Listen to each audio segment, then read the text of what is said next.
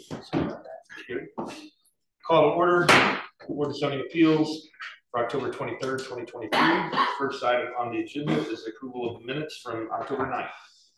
Chairman, I move to approve the minutes of October the 9th, 2023. Motion by Mr. Peters, second by Mr. Milborn. All those in favor, raise your right hand. All opposed, same sign. That motion carries 5-0. Any special requests or continuances? Seeing none, we'll move on to findings of fact. BZA 2023-039, a development standards variance for Michelle Affronti on behalf of Amarok LLC for 303 Sheep Road.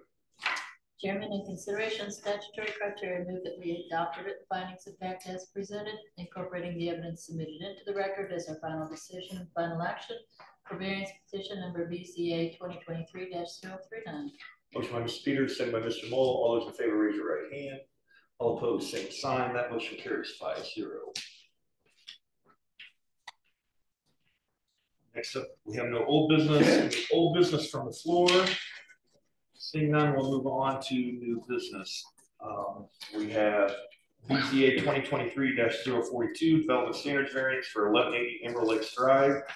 Petitioner John Meintel on behalf of Tom's Mulch and Landscape requesting relief from 3 sections of the Unified Development Ordinance. Number 1, accessory structures to allow more than 5 structures on a property.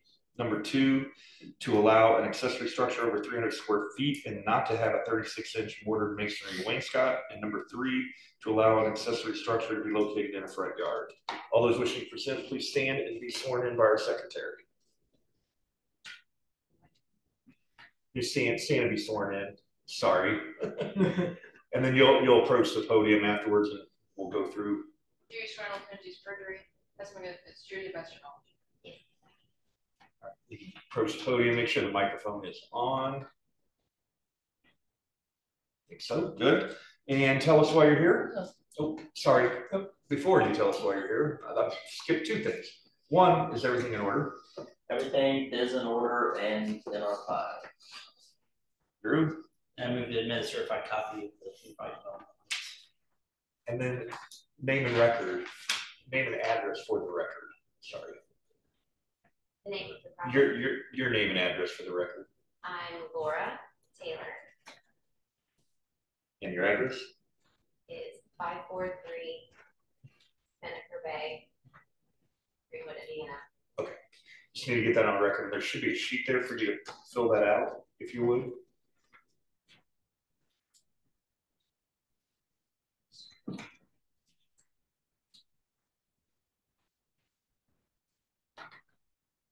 Are those findings of fact?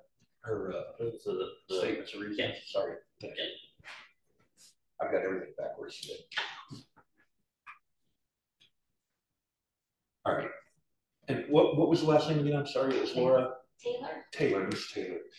All right. Tell us why you're here. I'm the property manager at Emerald Lakes, and we would like to add a social deck. We had a tennis court in that area. We had the tennis court removed. We would like to add pergola, grilling stations, seating, cornhole for the residents. Okay. And you now have the answers you gave to your statement of reasons. And I believe those answers were applicable to all 3 of the variance requests. Correct? Is that correct? That's Mr. We need to get those read into the record. So if you would, I will start you out, and if you could read the answers you provided, which number 1 is the approval will not be injurious to the public health, safety, morals, and general welfare of the community because. Do you see where that's at under petitioner's detailed statement of reasons? It may be the next page. I don't know how many. It's about halfway down. Oh. You'll see. Oh, I'm sorry. No, you're all good. Okay. So number 1, if you have your answer to it not being injurious to the public health, safety, morals, and general welfare of the community. Pergola structure is a replacement of an existing accessory structure tennis court. There is no risk of injury to the public or community or health, safety, morals, or general welfare. The pergola structure will service the community as an improved gathering space for the tenants. Number two, the use and value of the area adjacent to the property included in the variance will not be affected in a substantially adverse manner because The pergola structure and the appropriate amenities will improve and enhance the local environment, both in the appearance and the social gathering space for the residents. There are no adverse consequences in granting the variance for the community. Oh, the adjacent property is the RV. And number three, the strict application of the terms of zoning ordinance will result in practical difficulties for the use of the property because The residents of the residential apartment community will be denied the functional use of this represented and improved amenity. and then number four, the structure is not regulated under Indiana Code 8-21-10-3 for hazard air navigation.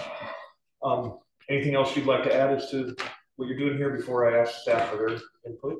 No. Staff, looks like you have some favorable comments, but let you start on those. Yeah, we are generally favorable. Main issue is that our UDO deals with accessory structures primarily for single family residential and not for an apartment community. So some of these requirements don't quite make sense for an apartment, any apartment really. So while it would be in the front yard and there are more than 5 structures, just because there's a number of garages and other things, I mean, it all makes perfect sense for what they're wanting to do. The only thing we do ask for condition 2 street trees be planted along Sheik Road in that area. Don't know that that would be too much of a problem because there's not much of a view that way other than the camping world and the interstate. Okay, so. Mr. Nelson, anything else? Nothing. Kevin covered it perfectly. Okay. And I saw you nodding your head, but you are okay with the proposed condition? Absolutely. Then I will close the public hearing. Mr. Mull? I'm good. Mr. Milborn? Okay. Mr. King? Ms. Peters? I have no questions either. I will take a motion to admit all the evidence into the record.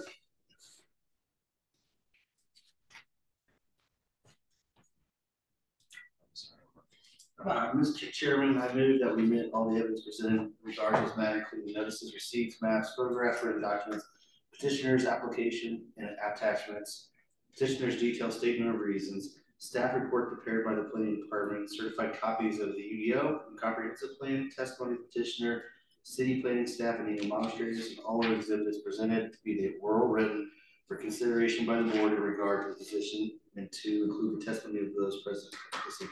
Motion by Mr. Mull, second by Ms. Peters. All those in favor, raise your right hand.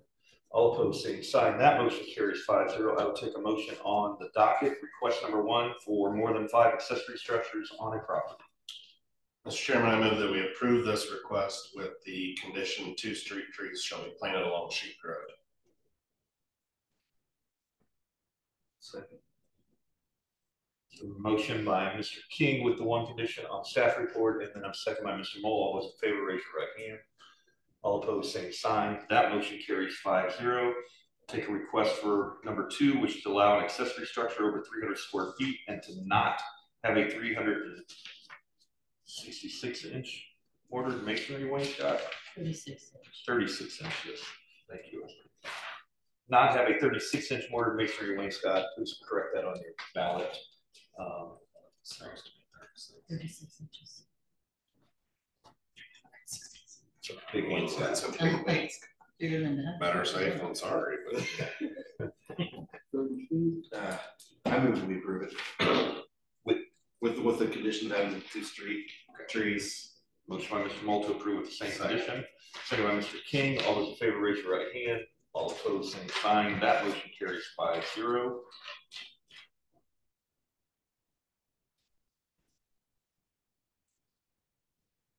And then number 3, to allow an accessory structure to be located in a front yard.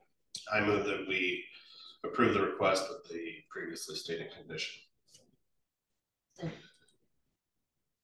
Motion by Mr. King to approve with the same condition. Second by Ms. Peters. All those in favor, raise your right hand. All opposed, same sign. That motion carries 5-0 as well. We'll take a motion to direct the corporation's counsel draft written findings of fact. Chairman, having considered statutory criteria, I move that we direct the Corporation Counsel's Office to draft written findings of fact regarding our decision on the variance request presented in variance petition number BZA 2023-042. Said findings to specifically incorporate the staff report and the evidence submitted into the record for consideration and adoption by the Board of Zoning Appeals as our final decision and final action regarding this petition at our next meeting. Motion by Mr. Peters, second by Mr. Moll. All those in favor, raise your right hand. All opposed, same sign. That motion carries 5-0. You are welcome to proceed. You can work with staff, but we will take final action in 2 weeks. Our next meeting. So in the meantime, you can get started. 3 weeks. 3 weeks. Yeah, I was going to say we have an extra in there this time. Thank you so much. Appreciate it. All right. Any new business from the floor? Seeing none. Announcements. Oh wait, sorry, I missed the. I told you I'm all messed up. The 2024 DZA meeting schedule calendar, we need to approve or deny, I guess. Everyone reviewed it? There's a couple Wednesdays. There's a couple Wednesdays because of the holidays, Memorial Day and Veterans Day.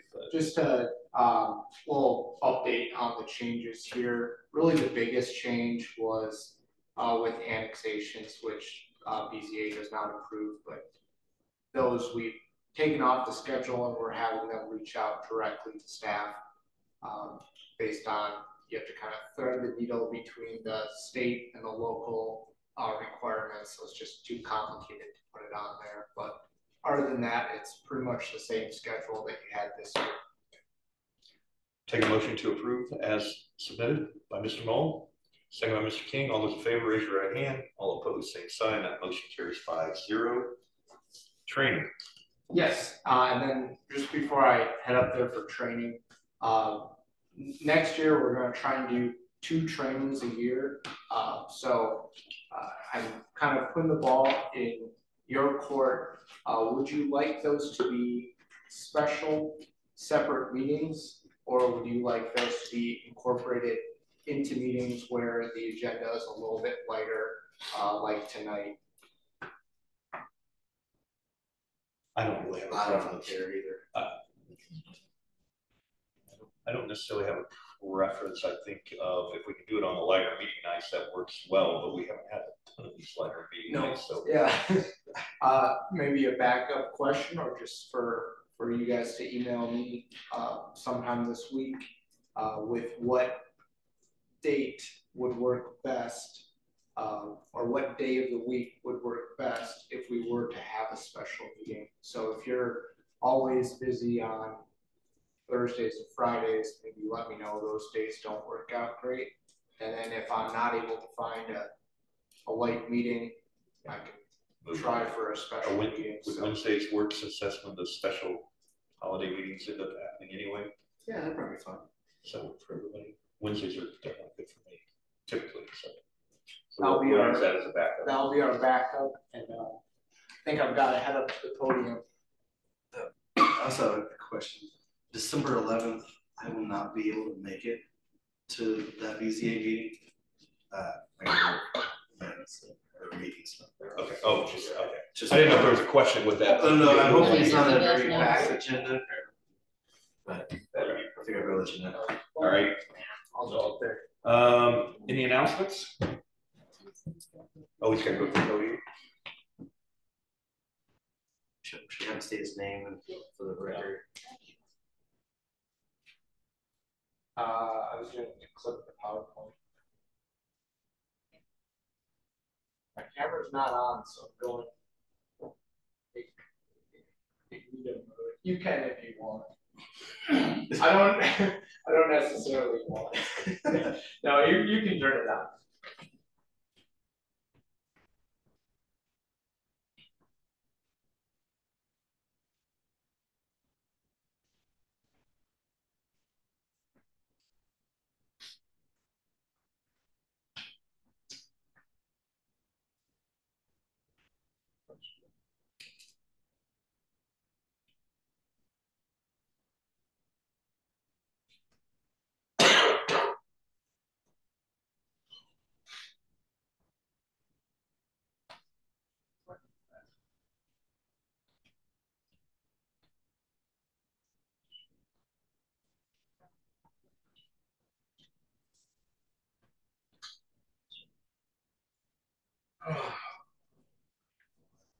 Is there a file for it?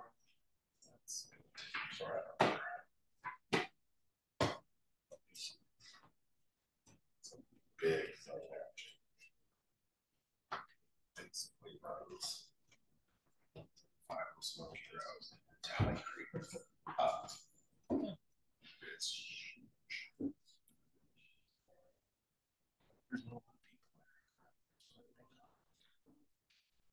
So for this training, it's pretty brief, pretty informal. It's meant for us to just kind of have a discussion and talk about what it means to be a BZA member.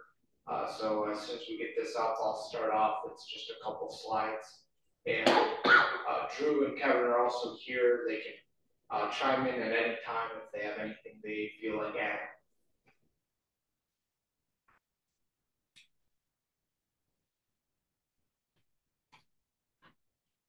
So BZA is quasi-judicial. I can't speak today, judicial. So this is kind of a unique board that we have. You guys do make the final say, the final decisions in a lot of your cases. The decisions you make, if they're appealed, that will go directly to court. So either a county or a city court. So you guys are a decision-making body. Plan Commission is a body that does more of a recommendation for most things except for subdivisions. But with you guys do make the final call. So some of the things that you guys are responsible for is appeals of administrative decision. We don't get these too often. Planning staff gets a lot of people threatening to make appeals. And that oftentimes is when they don't like the rule. It's in our case when people are complaining, it's not necessarily that they're appealing my interpretation of it. But you guys did have a case like this, or most of you were here at the time, with Swimply, the pool use variance. So that would be an example of that. Other than that, we have special exceptions. These are rare, but in our zoning table, some of the uses are allowed with a special exception. Typically, these mean that the uses have some extra requirements in order to be permitted in that zone. You guys would review the petitioner statements to ensure that that special exception is appropriate for that area, meets the statutory criteria, and complies with the additional criteria for the special exception. But those are less common. What you're more used to is approving and denying variances. So there's two different types of variances. We have our use variances, and we have our dimensional variances. The city of Greenwood also calls these developmental variances. They kind of use it interchangeably. So these are going to be variances from the height, bulk, dimension, size. Think about like a lot line or the size of the sign. Those are going to be a lot of those dimensional variances. So you also see them with the materials of building. Your use variances are going to be uses that maybe a zone map change doesn't make the most sense for them. We don't want to zone something to be an island, but if the use makes sense for that area, oftentimes staff will recommend a zone map or a use variance over a zone map change. You've had many of those come through. Sometimes people, I do think, try to use that to maybe get around a council decision. They don't think council is going to be favorable. And with that, that is part of the reason why you guys exist. You are quasi-judicial, so there is a balance of power with you guys having the ability to grant a variance from our code or a variance from our use table. So when you guys are making a decision, couple bullet points here, and I'll try not to read them word for word. I know that's not good PowerPoint practice, but these should be decisions that are based in fact. So it's not a they're pulling on your heartstrings. It's hard to separate that sometimes, but it should be factually based and not based on compassion or emotions. The burden of proof for the statutory criteria, that's on the petitioner. They're the ones that are answering those statutory criteria, and the burden is on them to prove that they meet those criteria. Not all the information you get is going to be factual. That's up to you to use your discretion.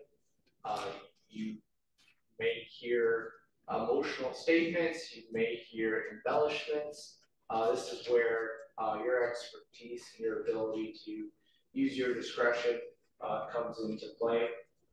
You can use your personal knowledge to inform your decision.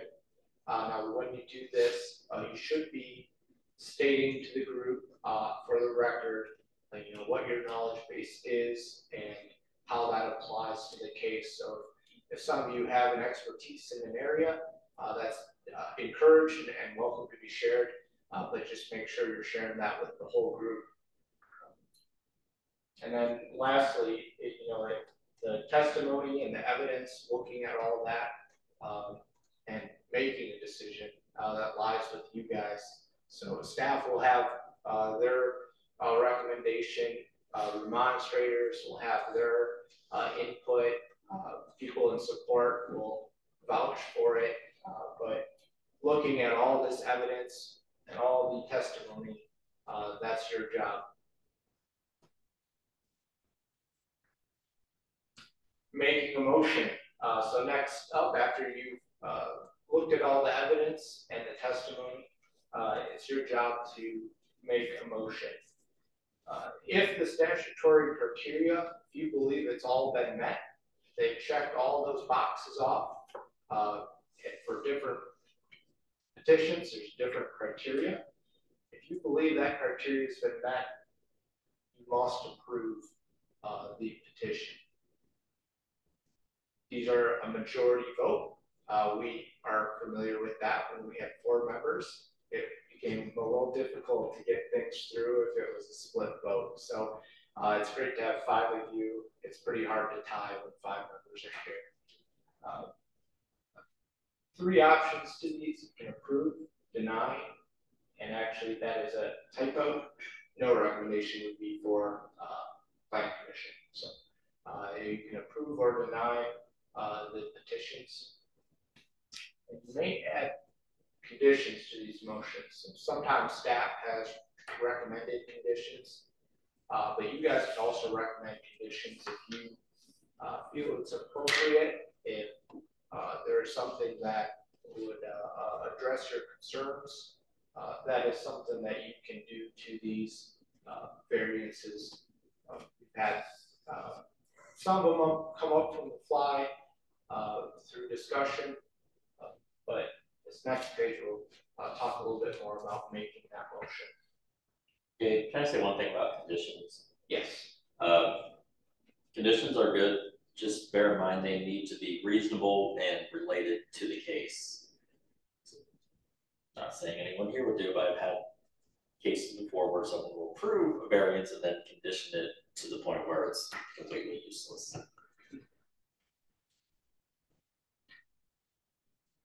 Thanks, Kevin.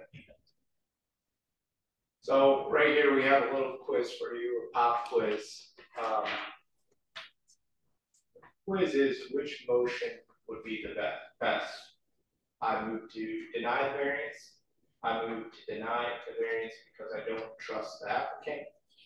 I move to deny the variance because the applicant failed to prove that the request wouldn't negatively affect the use and value of the adjacent area to the property. If we get number 3, I think I saw. Yeah, pretty obvious layup quiz for you guys, but just stressing the importance of when you're articulating a motion to make sure that you are paying reasonable regard to the criteria. If there is a case with facts of finding and there is not a reason, or you did not state which criteria the applicant did not meet, that could result in an appeal or an overturning of the vote. So even if you think the criteria that they're not meeting is obvious, just to state it out in plain English for Drew to draft his findings and for the petitioner and the remonstrators to be aware of. One thing, I know there was a case law on providing a reason. From what I've seen, unless it's changed recently, as long as you cite which of the criteria it does not meet, that is generally good enough for the board. You don't have to go into a lot of detail as to why. Okay. But you definitely do need to say which criteria. Okay. If there's anything you take away from this, it's that one. I know we can be, you've probably heard it from us too many times already, but that is a very important aspect to your decision. A little bit getting into Drew's territory, ethics, legal considerations. If you have a conflict of interest, you must identify that. If there's a conflict of interest, you will likely have to leave the meeting and will not be able to participate. But just to talk to Drew about these, have him help advise you on the correct actions to take. But if you're exchanging financial services, you know, they're your best friend, you would benefit, your spouse or significant other is getting money from a petitioner. Those are all things that you may need to identify and not participate in the meeting for. Another thing I'll talk about is having contact with people from the public about ongoing petitions or cases. Really, you're going to want to avoid that and even the appearance of that happening. If someone is approaching you, they are not allowed to influence your decision or try to influence your decision. Something like this, an interaction happens, it is best to talk to Drew about it if it's a gray area. You know, that you might say, well, they were just asking me for information about the case or information about the meeting, which is technically okay. They're not trying to influence your decision, but it is best to be safe and refer them to planning staff, to Kevin or I. We are happy to provide them with information on the date of the meeting, the time.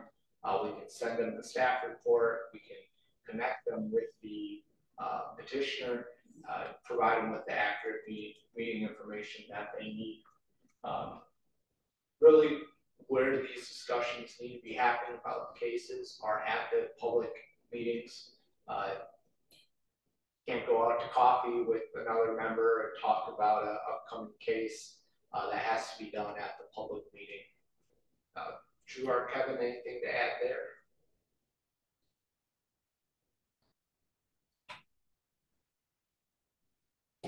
That concludes your training. Unless there's anything Kevin or Drew would like to add to this. Any questions?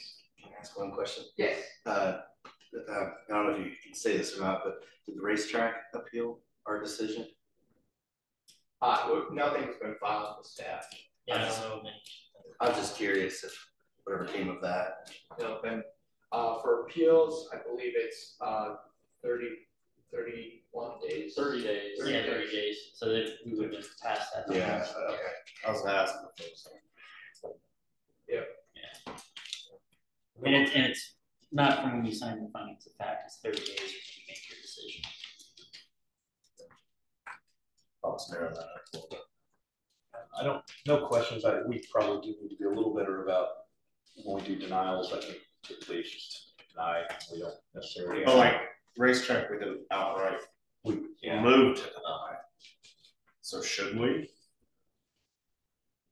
That way it's Well, I think clear. there was a vote to approve and it got That got voted denied, down. Deny, I think as long as, and Drew, maybe you which we were shed light on this. clear about why we were voting. Just say the testimony was fairly.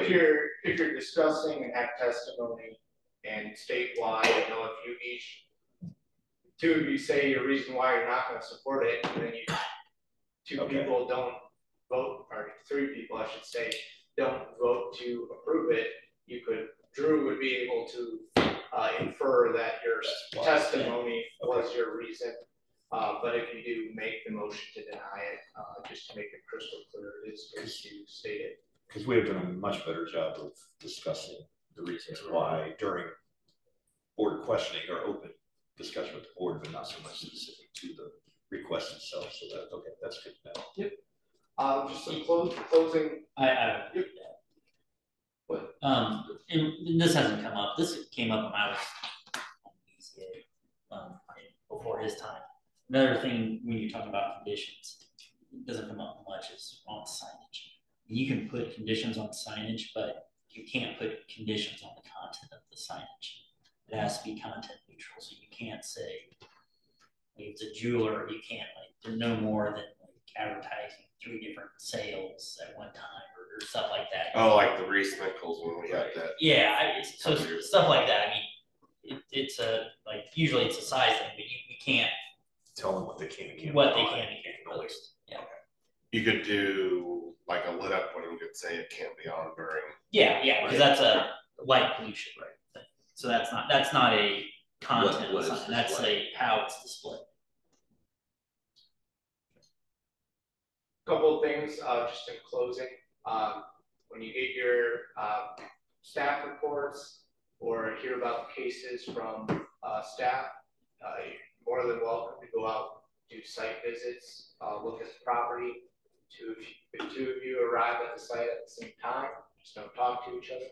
I just honk at Vicky and talk this right. way.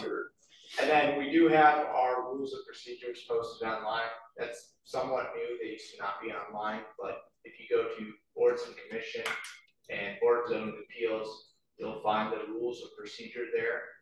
Staff is kind of aware that they probably need an update.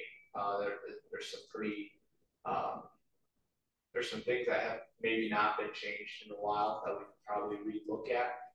If there's things that you see there, feel free to mention them to staff. We're happy to take a look. But I'd encourage you guys to look at the rules of procedure. It outlines how our DCA functions, motions, quorum, attendance, the order of the meeting, etc. So just to familiarize yourself with that, and of course to take a look at our comprehensive plan and UDO. But that's all. Do we have like a, for the petitioners, do we give them like the petitioner and I had no idea, obviously, how this was going. Is, you know, I try to guide them, but do we have anything that we give them that kind of tells them how it's going to go for them to present and to be able to talk about their. Kevin's got this one. I will say for tonight, I have been talking to someone else the entire time and had not been informed that someone else would be appearing tonight.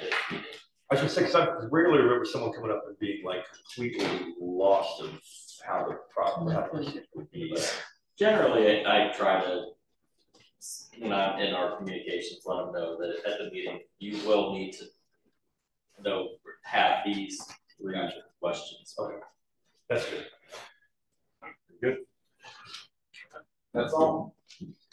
All right, now, I apologize when I said training. I thought it was a discussion of training, and then didn't think about the fact that it was actual training. It was cool. So, I worked this together pretty quick. So next time there'll be more photos, colors, quizzes. Very good. Larger fonts. That's right. Any announcements? Nope, no announcements. Seeing none, Time to adjourn. we are adjourned.